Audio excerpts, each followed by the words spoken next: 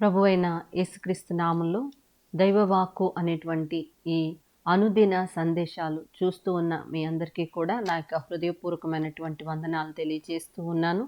దేవుని యొక్క వాక్యాన్ని జ్ఞాపకం చేసుకుంటూ మనం ప్రతిదినము కలుసుకోవడానికి ప్రభువు ఇస్తున్నటువంటి కృపలను బట్టి సంతోషిస్తూ ఉన్నాను. ఈ దినము కొరకు ఒక వాక్య భాగాన్ని మనము చదువుకుందాము. యెషయా గ్రంథము 38వ అధ్యాయము 19వ వచనము. సజీవులు సజీవులే కదా నిన్ను స్తుతించెదరు. ఈ దినమున నేను సజీవుడనై నిన్ను స్తుతించుచున్నాను. సజీవులు సజీవులే కదా నిన్ను స్తుతిస్తారు అనేటువంటి మాట ఇక్కడ వ్రాయబడి ఉంది. మనం సజీవంగా ఉన్నాము అంటే జీవంతో ఉన్నాము. దేవుడు మనకిచ్చినటువంటి ఊపిరిని మనము కలిగి ఉన్నాము అంటే మనం చేయవలసిన పని ఏంటంటే దేవుణ్ణి మనము స్తుతించాలండి. దేవుణ్ణి మనం స్తుతించాలి. చాలామంది దేవుడిచ్చినటువంటి జీవాన్ని బట్టి దేవుణ్ణి స్తుతించక ఏదో ఇది లేదు అని, అది లేదు అని, లేకపోతే చాలా రకాలుగా వివిధ రకాలైనటువంటి బాధలు హృదయంలో ఉంచుకొని దేని కొరకో ఆశపడుతూ బాధపడుతూ ఉంటారు. ఎప్పుడు కూడా ఏదో కోల్పోయినట్లుగా రోజంతా గడపటానికి చాలామంది అలా ఇష్టపడుతూ ఉంటారు కొంతమంది. అది కాదు కానీ నీవు సజీవంగా ఉన్నావు, జీవంతో ఉన్నావు. పరిస్థితులు ఒకవేళ కొన్నిసార్లు ప్రతికూలంగా ఉండొచ్చు. అన్నిసార్లు మనకే అనుకూలంగా ఉంటాయని మాత్రం అనుకోకూడదు.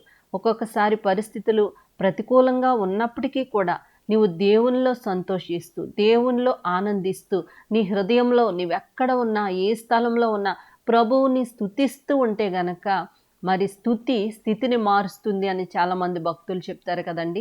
దేవుణ్ణి స్తుతిస్తూ ఉంటే, ఆరాధిస్తూ ఉంటే, గణపరుస్తూ ఉంటే నీకు ప్రతికూలంగా ఉన్నటువంటి పరిస్థితులు కూడా అనుకూలంగా మారతాయి. నీ హృదయంలో ఉన్నటువంటి ఆందోళన, నీ హృదయంలో ఉన్నటువంటి ఆ బాధ, దుఃఖం అంతా పోతుంది దేవుణ్ణి స్తుతిస్తే.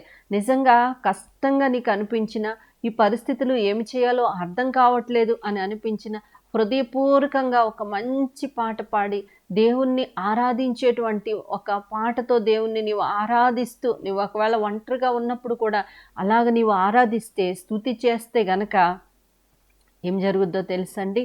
గొప్ప మేలును నీవు పొందుకుంటా. ఆ యొక్క బాధ అంతా కూడా నీ హృదయంలో నుండి తొలగిపోతుంది. కాబట్టి ఈ దినము ప్రభువు నిన్ను నన్ను కూడా సజీవంగా ఉంచాడు గనక సజీవంగా ఉంచినందుకు మనం ప్రభువుని స్తుతిద్దాం. అంతేగాని పరిస్థితులు అలా ఉన్నాయి, ఇలా ఉన్నాయి అని కలవరపడుతూ, దుఃఖపడుతూ దేవుడు నాకేం చేశాడు అనేటువంటి ఆలోచనలు ఆలోచించవలసిన అవసరం లేదు. కానీ సజీవంగా ఉన్న నీవు దేవుణ్ణి స్తుతించాలి. ఎందుకంటే పాతాళంలో స్తుతి కలుగదు, మృతి కృతజ్ఞతాస్థుతులు చెల్లింపదు, సమాధిలోనికి దిగువారు నీ సత్యమును ఆశ్రయించరు అని వాక్యంలో రాయబడి ఉన్నట్లుగా మనం చూస్తాం. కాబట్టి కీర్తన గ్రంథము 6వ అధ్యాయం 5వ వచనంలో కూడా రాయబడింది, మరణమైన వారికి నిన్ను గూర్చిన జ్ఞాపకము లేదు, పాతాళములో ఎవరు నీకు కృతజ్ఞతాస్థుతులు చెల్లించుదురు.